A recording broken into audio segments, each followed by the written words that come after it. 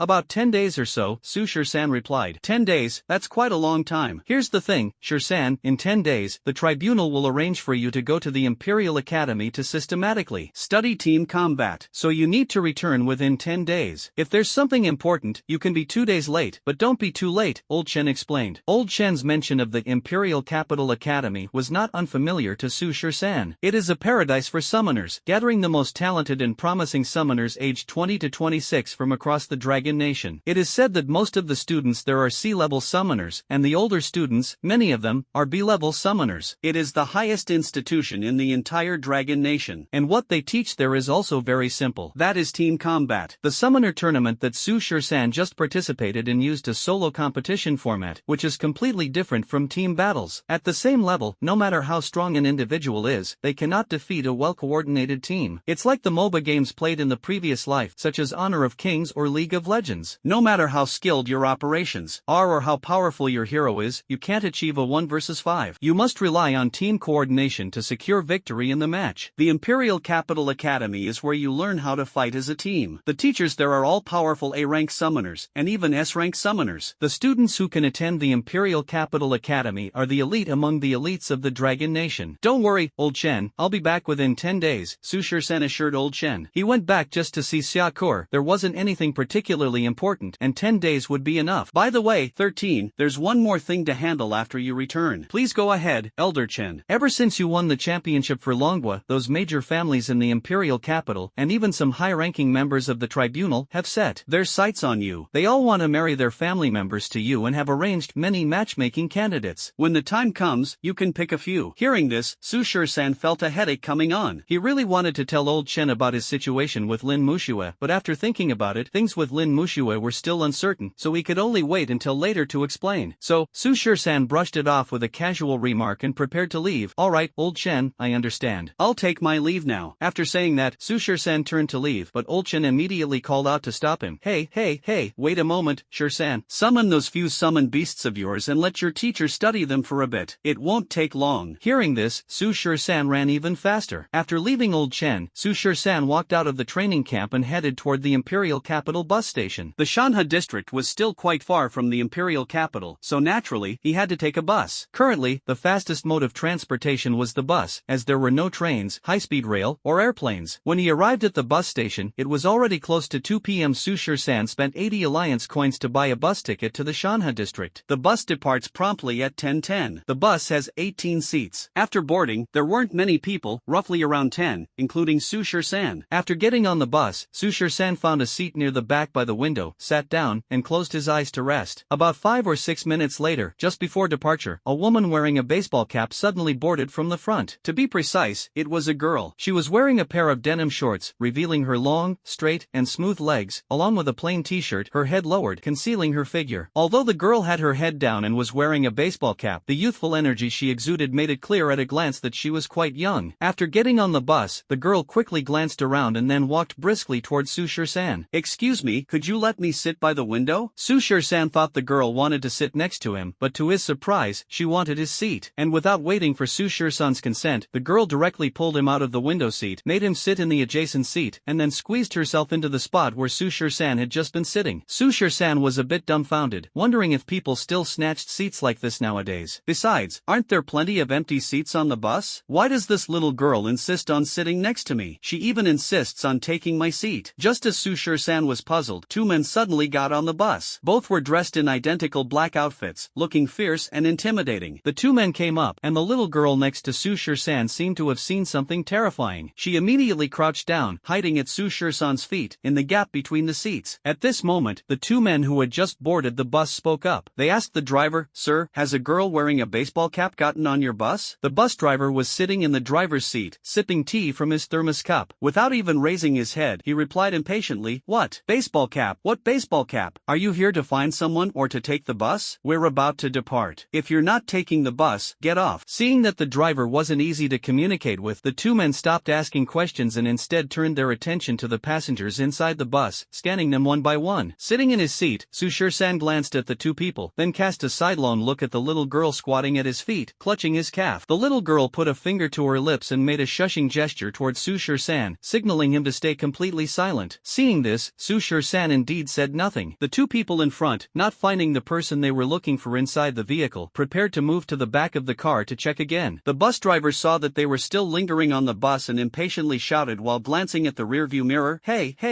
you two, what are you doing? Are you taking the bus or not? Show me your tickets. If you're not taking the bus, get off quickly. I'm about to depart." Hearing the driver's urging voice, the two exchanged a glance, looked back briefly, and then got off the bus. After the two got off, the driver put down his teacup, started the bus, and began to depart. It wasn't until the bus left the station that the little girl squatting by Su San's feet finally let out a sigh of relief, got up from the gap, and sat back in her seat. At this moment, several passengers on the bus couldn't help but turn their heads to look over here. Actually, when the little girl got on the bus, a few of the passengers had noticed her. However, seeing that the two men looked fierce and intimidating, they chose not to meddle earlier and exposed the girl. At this moment, Su San also looked at the girl beside him. As the girl looked up, Su San was momentarily stunned, because this young girl was simply too beautiful. Her slightly upturned almond-shaped eyes were captivating at first glance, her delicate and fair face was soft and exquisite, and her rosy lips were like a cherry. She appeared to be around 16 or 17, not yet fully grown, with a hint of childishness on her face, but she was already a classic beauty in the making. "Thank you." After sitting up, the girl said thank you to Su San. Su San finally reacted and softly replied, "You're welcome." Afterward, Su San no longer paid attention to her and continued to close his eyes to rest. Seeing Su San actually start to rest with his eyes closed, Shinjiji was momentarily stunned. She poked Su San's arm and whispered in his ear, "Aren't you curious why I'm being chased?" "Not interested," Su San replied, not even bothering to open his eyes. "Shinjiji, then what's your name?" Shinjiji poked Su San again with her finger. "Su San." Su San replied, still not opening his eyes. "Su San? San? What a strange name." Shinjiji muttered a couple of sentences, then introduced herself to Su San. "My name is Shinjiji, you can just call me Jiji." To this, Su San couldn't help but say, "And you call my name strange? Your name seems even stranger." Hearing this, Shinjiji persistently said, "What's so strange about it? My dad said the reason I'm called Jiji is because when my mom was giving birth to me, there were bugs outside constantly chirping Jiji all day and night, so they named me Jiji." "Your dad probably never went to school, huh?" Su San couldn't help but say. Hearing this, Shinjiji immediately got anxious. "Your dad's the one who never went to school. My dad is Shin." At this point, Shinjiji suddenly swallowed her words. "Forget it, even if I told you, you wouldn't understand. By the way, where are you heading?" "This is the bus to Shanha District, so of course, I'm going to Shanha District," Su San replied. "Shanha District? I've never been there before. Perfect chance to go and have some fun," Shinjiji thought to herself, then asked, "Are you going back to the capital?" "Yes." "When will you you be back? Around 10 days. Su San did not hide the truth. 10 days, that's about right. In that case, I'll just follow you, and we can return to the capital together then. Su San. Su San really didn't expect this young girl to be so shameless, actually wanting to follow him. We don't seem to know each other, do we? Su San opened his eyes and looked at Shinjiji, curious about her identity. It doesn't matter if we didn't know each other before. Now we do, don't we? Anyway, I have nowhere else to go. Can't you just let me tag along for a few days? Shinjiji's face was incredibly thick-skinned, and when she said these words, she looked completely justified. Are you not afraid that I might be a bad person and sell you off to dig coal in a cave? Su San said with an amused expression. In response, Shinjiji looked up at Su San with a determined gaze and said, "You don't look like a bad person. Besides, even if you were, I wouldn't be afraid of you. To tell you the truth, I am a summoner, and you wouldn't be able to beat me." As she said this, Shinjiji raised her chin, wearing a proud expression, as if very pleased with her identity as a summoner. And indeed, in this world, the identity of a summoner is highly revered, and everyone takes pride in becoming one. Every summoner, even the lowest ranked one, is someone the common people look up to. Oh, really? You're actually a summoner? Then I wouldn't dare to harm you, Su San said with a cheerful smile. By the way, what are you going to the Shanha district for? At this moment, Shinjiji asked again. Visiting relatives. Visiting relatives? Oh, I see. So what are you doing here in the capital? Are you working?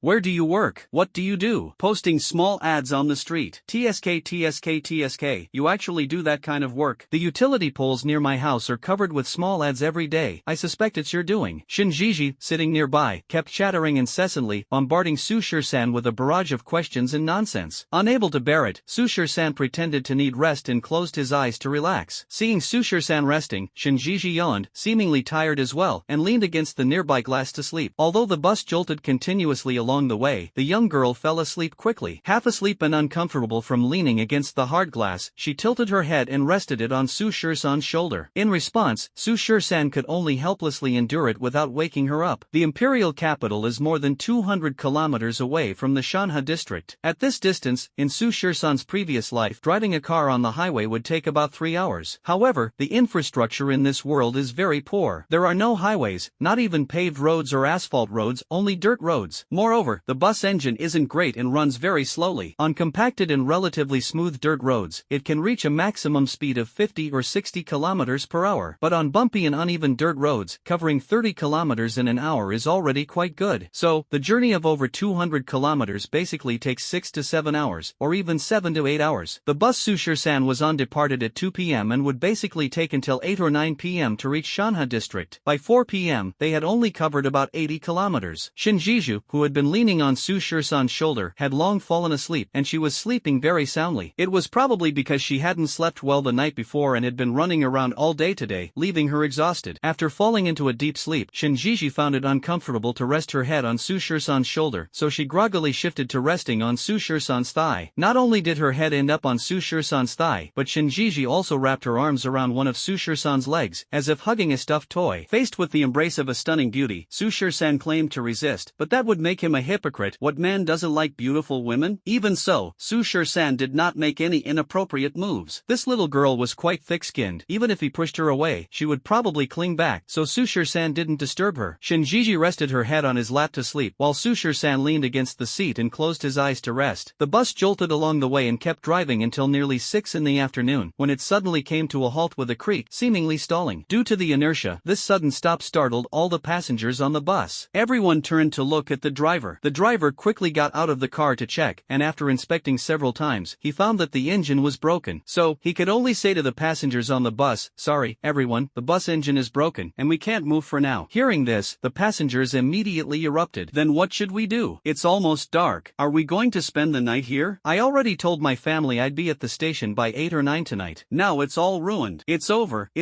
Are we stuck here now?" Seeing the passengers growing restless, the driver quickly said, "Everyone, please don't worry. The bus is equipped with a radio. There's a town called Xuanguan nearby. I can use the radio to contact the station there, and they'll send someone to repair the bus. At most, it will only delay you by an hour." This bus, radio, and travel route are all determined by the state. All the bus stations nationwide are not privately owned. If a car encounters an incident on the road, it can contact the nearest town, and every town has a bus station. Upon receiving a radio distress call, personnel must be dispatched to assist. Hearing this, everyone finally felt relieved. Everyone can stay on the bus or get off to walk around. It will be fixed in at most an hour. Hearing this, the passengers on the bus got up, preparing to get off and stretch their legs. After all, sitting on the bus for such a long time had surely left them with sore backs and legs. Everyone wanted to get off, move around, and perhaps use the restroom. The noise inside the bus finally woke up Shinjiji, who had been sound asleep. She groggily opened her eyes, saw that the passengers were getting off, and mumbled, "Huh? Have we arrived?" Speaking, Shinjiji sat up, only to realize that she had been resting her head on Sushir-san's lap just now. A faint blush quickly spread to her earlobes, and she stammered nervously,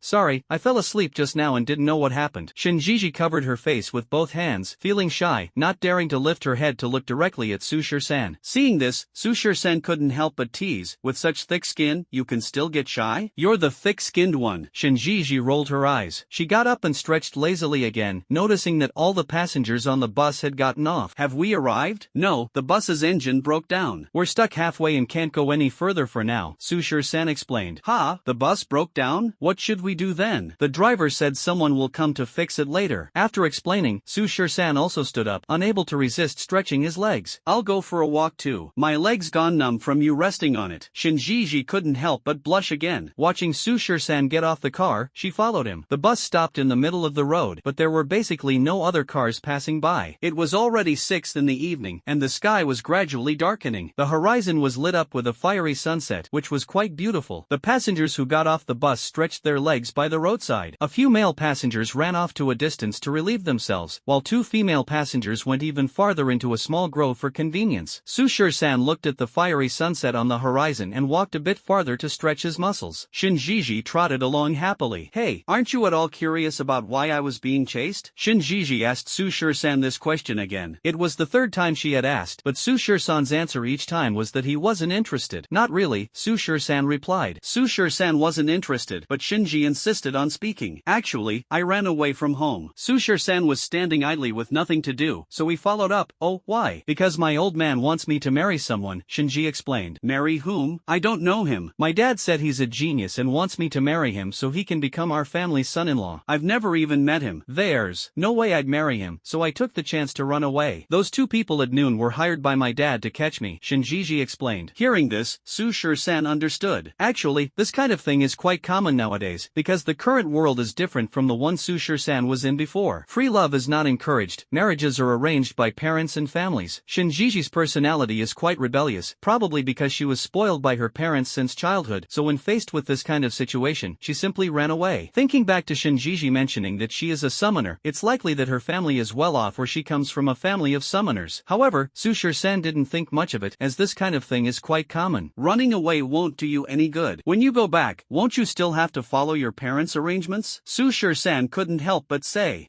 I won't do it. If my father insists on making me marry that person, I'll hang myself. I'll kill myself. My father loves me so much, he'll definitely compromise." "You're not getting married now, but sooner or later you'll have to." "Well, when I do, it'll be my own decision. I'll marry whoever I like, and if I don't like someone, I won't marry him even if he's a god." "But what if the person you like doesn't like you? Will it kill you to stop talking?" At the same time, the Shin family in the imperial capital. The 2 Shin family bodyguards who went to capture Shinjiji returned empty-handed. Sitting in the living room, Shin Yuan saw that the 2 bodyguards had failed to bring his daughter back and immediately flew into a rage. "Waste. A bunch of waste. Why does the Shin family even bother raising you? Even that little girl Gigi managed to slip away from you. Are you all good for nothing? Alright, is there really a need to get so angry?" Su Rong, who was sitting to the side, quickly tried to calm him down and waved at the 2 bodyguards below. Alright, this has nothing to do with you anymore. You can leave now." After the 2 bodyguards left, Su Rong comforted him again. "Come on, Yuan, you know Gigi's temper. If you force her to marry, how could she not rebel against you? You, a woman, what do you understand? Do you know what kind of person I want Gigi to marry? Isn't it just that summoner who won the championship in the summoner tournament? You make it sound so simple. Do you know what this represents? A summoner who can lead our dragon nation to victory, who can single-handedly defeat the entire Eagle Nation team. This is a genius that only appears once in decades in our dragon nation. The tribunal has already designated him as a key cultivation target. The potential of this child in the future is immeasurable. If our family's Gigi can marry him and bring him into the Shin family, the future status of the Shin family in the entire imperial capital will be immeasurable. It's easy for you to say, but it's not just our Shin family that knows about this matter. Other families have also sent their children for marriage alliances. Whether it will even be our Gigi's turn is still uncertain, so why are you in such a hurry? Besides, sacrificing our daughter's happiness to gain this so-called status. Gigi is someone I've watched grow up, and I absolutely won't agree to it. Just keep spoiling her. Let's see how I deal with her when she comes back. Gigi is my daughter, and I will spoil her. Also, every single one of them is missing, and you're not even worried about her safety. What kind of father are you? She's a summoner. What danger could she possibly face outside? Even if there is danger, letting her suffer a bit wouldn't be a bad thing. This girl has been spoiled by you to the point of becoming more and more unruly. Just as the couple was arguing, another person ran into the living room. It was Shin Bo-won, the son of the second son of the Shin family. Uncle, aunt, old Master Lin from the Lin family is here and wants to see Grandpa. Hearing this, Shin Yuan quickly stood up. Oh, old Master Lin is here? Bowen, go and invite your grandfather. I'll go and entertain him. Over on Su Shirsan's side, the group waited in place for over half an hour, and the person contacted by the bus driver via radio finally arrived. Riding a motorcycle and carrying repair tools, he fixed it in about 20 minutes under the watchful eyes of the crowd. After being repaired, the bus started up again, and the passengers boarded to continue their journey. By this time, it was completely dark, and the driver relied on the headlights for illumination, driving more slowly. Adding to the 1-hour delay earlier, it was estimated that they would not reach the Shanha District station until 10 p.m. Around 9 p.m., with 30 kilometers left to Shanha District, the bus entered a wooded area and suddenly made a creak sound before stalling again, coming to a stop. The passengers on the bus were no longer calm. What's going on? Why did the bus stall again? Driver, what's happening? Yeah, could it be broken down again? Sigh, what bad luck. We were supposed to arrive a little after 8, and now it's already past 9. The driver was also very frustrated. He tried to start the engine again but found it wouldn't start. He got out of the car with a flashlight to check and discovered that the newly repaired engine had broken down again. This is so frustrating. The driver cursed, then got back in the car and used the radio to contact the station in Shanha District. This place is only 30 kilometers away from the Shanha District, and it only takes an hour for people from there to come over. However, after the driver contacted via radio, the staff at the station over there said it was too late, and the repairman was unexpectedly unavailable today, so they would have to wait until tomorrow. The earliest would be around 4 a.m. tomorrow. Hearing this, the driver was also somewhat frustrated, but he could only be honest with the passengers. Everyone, I truly apologize. The car's engine has broken down again. I contacted the station over in Shanha District, and they said they definitely can't make it tonight. We'll have to wait until 4 o'clock tomorrow morning. It's past 9 now, so everyone can sleep on the bus for 6 or 7 hours. They'll send someone over first thing in the morning. Upon hearing that they couldn't leave tonight, the passengers on the bus started complaining again. But at this point, no matter how much they said, it wouldn't change anything. They could only wait until tomorrow morning. However, it's only 9 o'clock now, and everyone was definitely too awake to sleep, especially since they had slept all the way during the day and were now full of energy. So, someone suggested getting off the car, lighting a bonfire, and gathering together to chat. This suggestion was quickly embraced by everyone, so they all got out of the car. Using the car headlights for illumination, they gathered a pile of dry branches nearby and lit a bonfire not far from the car's front, then sat around it and started chatting. This world was not the same as the one Su Shirsan had lived in before, where everyone had smartphones. They could only pass the time this way. Shinjiji had clearly never experienced this kind of feeling before. Sitting by a fire in the wilderness in the middle of the night, this novel experience made Shinjiji very excited. She sat next to Su Shirsan, listening to the conversations of the other passengers and occasionally chiming in. Just as the group was sitting around the campfire chatting, a sudden roar shattered the tranquility of the night. P.S. To briefly address some questions in the comments section, someone mentioned, why aren't you writing fight scenes anymore? What you're writing now is just filler, and adding a harem is really uninteresting. What I want to say is that the author has their own outline, their own plot settings and direction. I can't just keep writing about fights, can I? Besides, would it really be interesting to keep writing about fights all the time? The plot I've written, going to the Shanha district, looking for Xiakur, encountering Shinjiji, all of this is closely tied to the subsequent storyline. If you want to see fights, later on, there will be the Imperial Capital Academy, selection tournaments, team battles, going to other countries for challenges, and so on. There will be plenty of fight scenes, each more exciting than the last. But before that, the author has to lay out the plot, right? I can't just jump directly from the end of the Summoner Tournament to the Imperial Academy. The characters appearing now and the current plot direction are all closely related to the subsequent storyline. Everyone has their own preferences. For those readers who only like to read about fights, if you don't want to read, you don't have to. You can look for books of a similar genre, there's no need to stay here. As for those talking about a harem, female characters appearing don't necessarily mean they're part of the protagonist's harem. They might just be key figures driving the subsequent plot, so there's no need to overthink it. So I have only one thing to say, I am the author, I write, you read, and that's all. I can't write based on just one person's taste, I need to cater to the tastes of the majority of readers. A roar shattered the silence of the night, and a massive beast with the body of a lion and the face of a goat leapt out of the forest, its emerald green eyes fixed intently on the group by the campfire. Roar! A beast? The passengers chatting around the campfire were terrified when a ferocious beast suddenly leaped out of the forest. They collapsed to the ground in fear, and the more timid female passengers couldn't even stand or scream. The slightly braver male passengers scrambled and crawled toward the bus, trying to hide inside. For a moment, the group was in complete chaos, with screams echoing continuously. Shinjiji, who had been sitting earlier, was also startled by the sudden appearance of the ferocious beast. However, as a summoner, her mental fortitude was slightly stronger than that of ordinary people. She immediately stood up and shouted to the other passengers, "Don't be afraid, everyone. I'm a summoner. I'll deal with this beast. Quickly, get to the bus." Shinjiji's words seemed to inject a dose of courage into the crowd. Upon hearing that Shinjiji was a summoner, everyone suddenly felt reassured. The female passenger who had collapsed on the ground suddenly regained her strength, scrambling to her feet and running toward the bus.